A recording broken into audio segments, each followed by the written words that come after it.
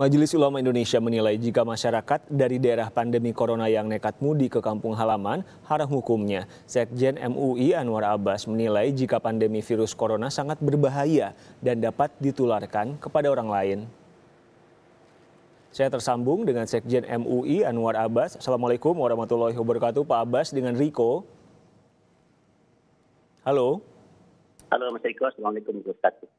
Pak Abbas, tolong jelaskan lagi, jadi mudik saat pandemi ini akan haram, hukumnya jika apa?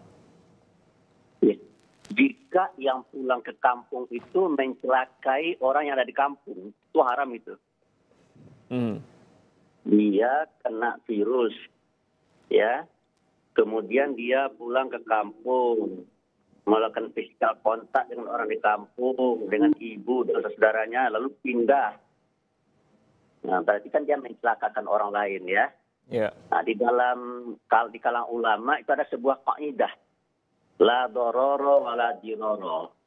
Kita tidak boleh mencelakai diri kita, dan kita juga tidak boleh mencelakai orang lain. Nah, apa hukumnya kalau kita mencelakai diri kita sendiri? Haram. Apa hukumnya kalau kita mencelakai orang lain? Hukumnya juga ada haram, gitu.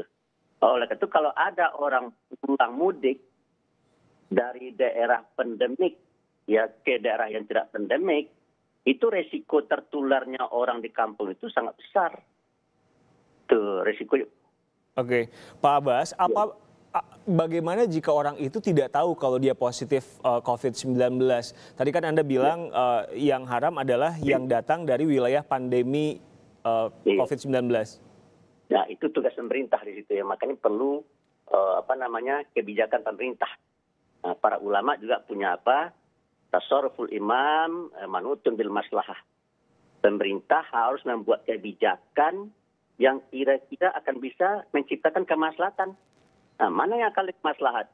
Dibolehkan pulang atau tidak dibolehkan pulang? Kalau menurut saya lebih maslahat tidak dibolehkan pulang daripada dibolehkan pulang. Tetapi saya kan bukan pemerintah, terserah pada pemerintah.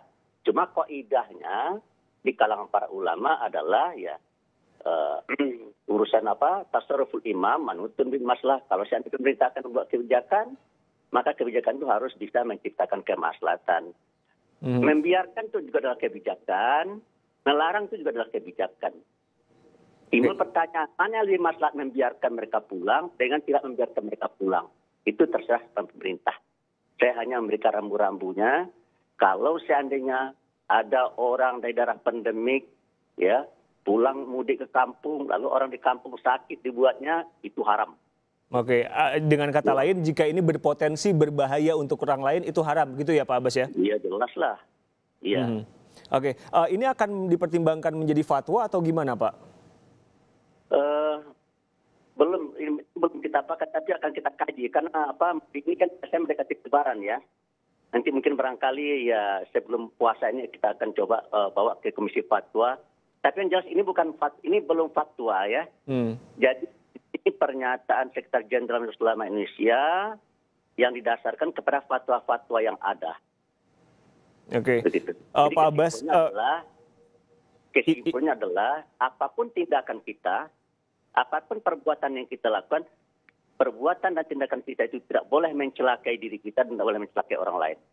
Okay. Kalau dari tindakan itu akan mencelakakan diri kita dan mencelakakan orang lain, maka hukumnya adalah haram. Pak Abbas, kalau situasinya seperti ini gimana?